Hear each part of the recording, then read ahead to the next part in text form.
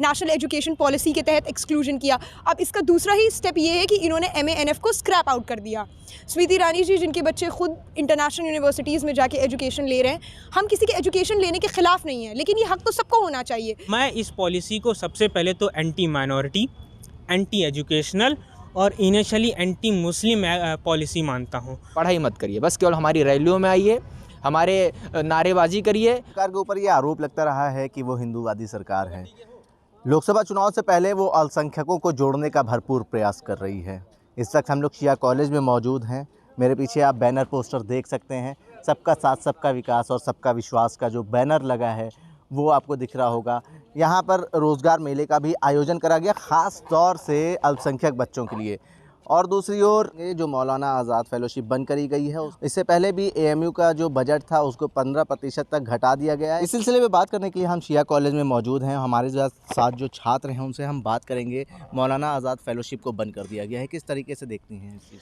Sir, हम बहुत ही ज़्यादा डिसअपॉइंट हैं और हमें लग रहा था कि हमारी एजुकेशन के लिए और ये लोग सपोर्ट करेंगे हमें, बजाय कि स्कॉलरशिप को ख़त्म किया जा रहा है। सर, ये बहुत ही गलत है स्टूडेंट्स के लिए और हम चाहते हैं कि बजाय कि हम लोगों को और हमारा साथ देना चाहिए, हमारा सहारा बनना चाहिए कि आप स्कॉलरशिप ख़त्म कर रही हैं। सर, ये बहुत ही बुरी चीज़ है।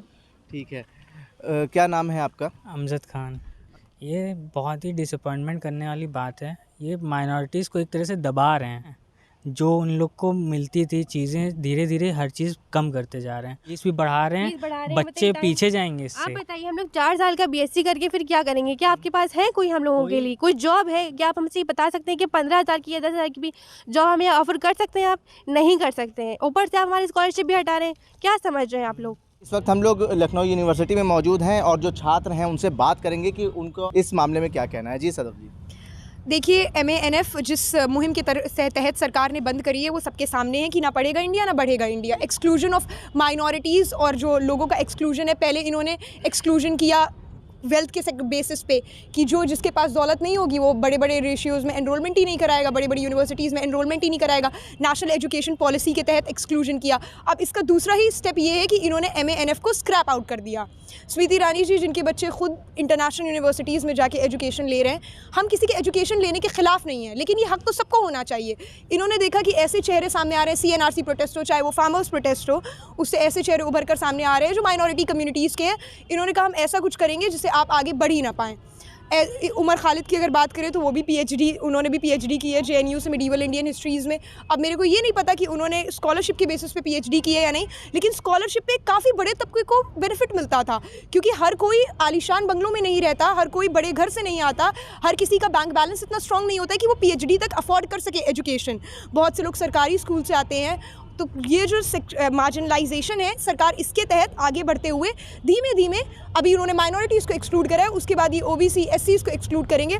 आउट ऑफ नोवेयर इम्प्लीमेंट नहीं करी गई थी ये MANF की अपीजमेंट, जिसके तहत गलत ठहराती है कि बाकी parties, Congress party, Samajwadi party minorities का अपीजमेंट करती हैं, तो MANF उसके तहत इंट्रोड्यूस नहीं करी गई थी। सचर कमेटी की बाकायदा एक रिपोर्ट आई थी कि इस तरह से ये तबके इतने पिछड़े हैं कि एक ऐसी स्कॉलरशिप को लाना चाहिए या एक कुछ ऐसे इंसेंटिव्स सरकार को इंट्रोड्यूस करने चाहिए जिससे ये आगे बढ़ सके, क्योंकि देश की तरक्की, देश के विकास में सबका रोल होता है, उससे माइनॉरिटी मेजॉरिटी कम्युनिटी का कोई लेना देना नहीं होता। अब आप देखते हैं कि जब कोई रेसलर या कोई बॉक्सर किसी माइनॉरिटी कम्युनिटी से भी पदक जीत कर लाता है तो उसके पीछे जब बड़े बड़े पोस्टर्स लगा के मोदी जी क्रेडिट उसमें लेते हैं। तो अगर आप क्रेडिट में पार्ट ले रहे हैं तो फेलियर्स में भी पार्ट लीजिए। एजुकेशन का बजट खस्ता हालत में है, उसके बाद आप एक फेलोशिप, एक मेजर फेलोशिप जो कि देश के पहले शिक्षा मंत्री के नाम पे है, उसको भी स्क्रैप आउट कर रहे हैं। तो ये आपका नज़रिया जो है एजुकेशन को लेकर किस डायरेक्शन में है वो पता चल रहा है। जो नाराज़गी है वो साफ तौर पे देखी जा रही है। और भी छात्र हैं, क्या नाम है आपका? मेरा नाम शरद कुमार है। शरद जी, एक तरफ तो BJP का नारा है सबका साथ सबका विकास, और दूसरी ओर अल्पसंख्यक जो छात्र हैं उनकी स्कॉलरशिप बंद कर दी जाती है, कैसे देखते हैं इसको?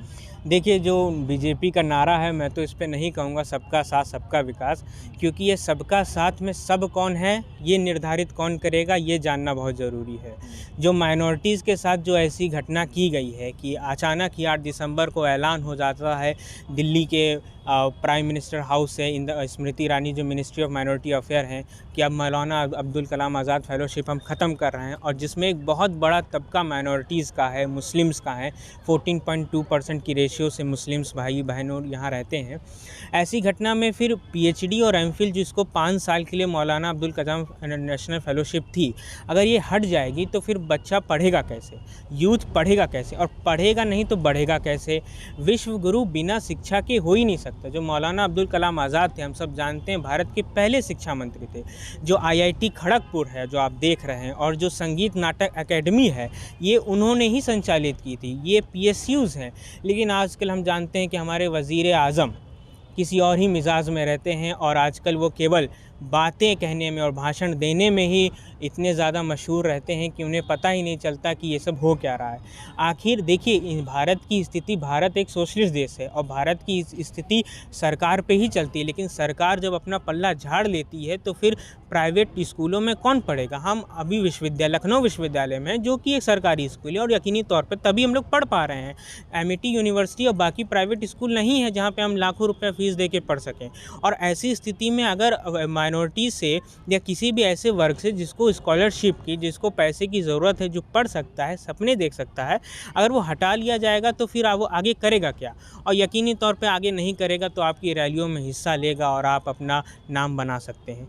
तो ये बहुत ही सेमी पॉलिटिकल और ये बहुत ही सोची समझी चाल है। उन्होंने खुद कहा था कि हम डिसीज़न लेते हैं तो बहुत सोच समझ के लेते हैं। तो मैं तो कहता हूँ बिल्कुल सही, आप तो सोच समझ के लेते ही हैं। मैं इस पॉलिसी को सबसे पहले तो एंटी माइनॉरिटी, एंटी एजुकेशनल और इनिशियली एंटी मुस्लिम पॉलिसी मानता हूँ। और ऐसा करने से देश का भविष्य बहुत गिरेगा, क्योंकि 2047 में भारत के 100 साल पूरे होने वाले हैं।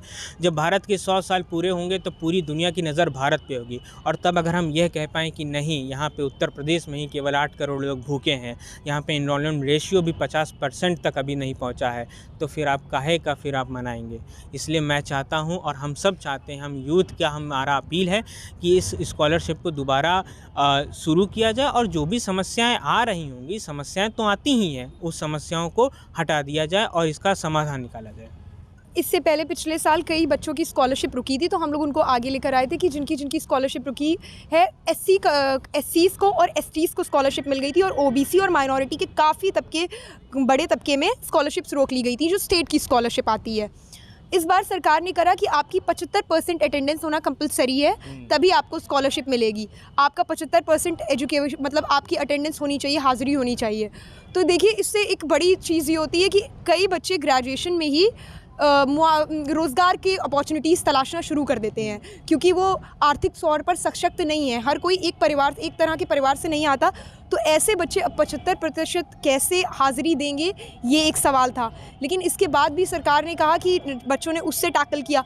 हर स्तर पर छात्र पढ़ाई के लिए लड़ रहा है। आप इलाहाबाद यूनिवर्सिटी देखिए तो वहाँ पे करीब 300% की फ़ीस हाइक हुई है, हॉस्टल्स में भी फ़ीस हाइक हुई है। यहाँ के लखनऊ यूनिवर्सिटी की अगर हम स्पेसिफिकली पर्टिकुलरली बात करें तो कई सेल्फ फाइनेंस कोर्स ला दिए गए हैं कई लेवल्स पे, और ऑनर्स बंद कर दिए गए हैं, ऑनर्स के कोर्सेज बंद कर दिए गए हैं। इंजीनियरिंग के स्टूडेंट्स अगर आप पूछें लखनऊ यूनिवर्सिटी के ही, तो उनकी फ़ीस में काफ़ी मात्रा में बढ़ोतरी की गई है।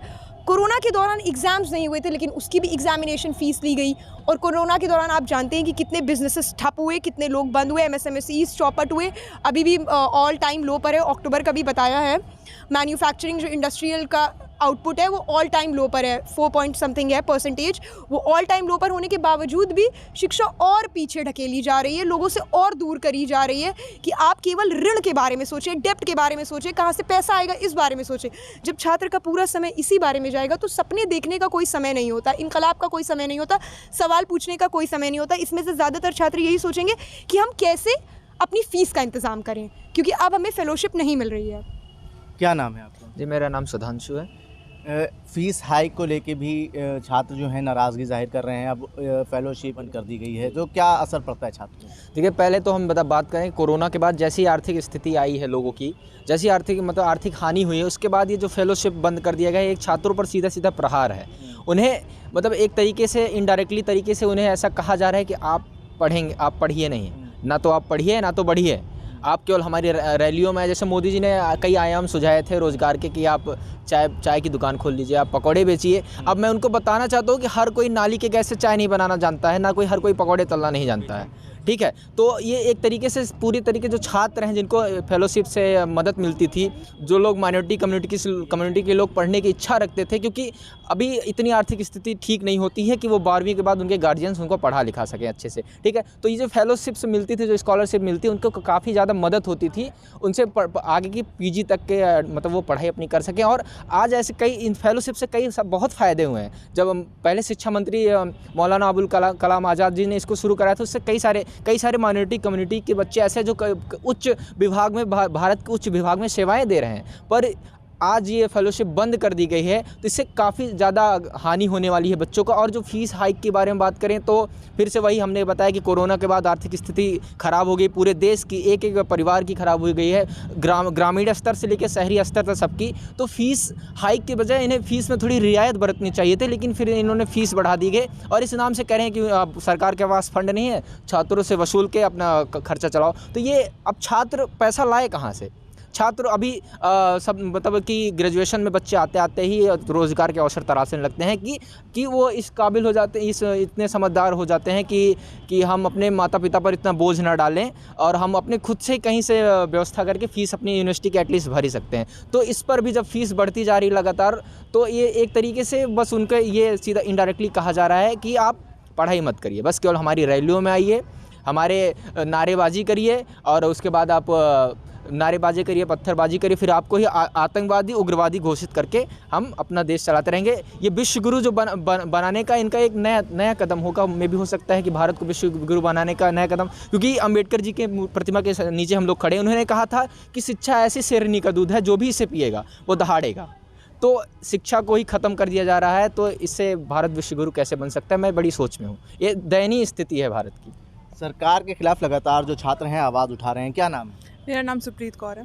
सुप्रीत जी, क्या लगता है ये जो स्कॉलरशिप बंद करी गई है, क्या सिर्फ माइनॉरिटीज़ के ऊपर ही असर पड़ेगा या दूसरे छात्रों के ऊपर? नहीं, माइनॉरिटीज़ के ऊपर तो बिल्कुल असर पड़ेगा, लेकिन अगर मैं स्पेसिफिकली बात करूं लड़कियों की, जैसे बोला जाता है कि बेटी बचाओ बेटी पढ़ाओ, लेकिन जब माइनॉरिटी में होने के साथ साथ जब लड़कियां ऑलरेडी बहुत दबी हुई हैं, अगर उनको स्कॉलरशिप का भी मौका नहीं मिलेगा, जैसे स्कॉलरशिप का उन सपना देखती हैं कि हाँ चलो सरकार हमारी मदद करेगी तो हम पढ़ेंगे तो हम आगे आएंगे, लेकिन जब माइनॉरिटी में होने के बावजूद उनको स्कॉलरशिप भी अब बंद कर दी गई है, तो उनको आगे आने का मौका दिया ही नहीं जा रहा, तो फिर आप किस बेसिस पे कहेंगे कि बेटियां आगे आएंगी, बेटियां पढ़ेंगी? तो ये बहुत ज़्यादा गलत हुआ है। सरकार के खिलाफ अपनी नाराज़गी जो है ये छात्र जाहिर कर रहे हैं। इस वक्त हम लोग लखनऊ यूनिवर्सिटी में मौजूद थे और स्कॉलरशिप जो मौलाना आज़ाद स्कॉलरशिप है उसको बंद करने का जो एक फ़ैसला है केंद्र सरकार का, उसके खिलाफ अपनी नाराज़गी जाहिर कर रहे हैं। कुछ जो छात्र हैं उन्होंने कहा है कि इसके ऊपर एक बार फिर से सरकार को सोचना चाहिए, क्योंकि पसमानदा समाज के जो मुसलमान हैं उनको कहीं ना कहीं बीजेपी सरकार जो है उनका कल्याण, उनका विकास करने की बात कर रही है, लेकिन इस फैसले से कहीं ना कहीं मुसलमान का जो तबका है, मुस्लिम तबका है, उसको काफ़ी असर पड़ेगा। जनसंदेश टाइम्स के लिए आकिब मिराज खान, लखनऊ।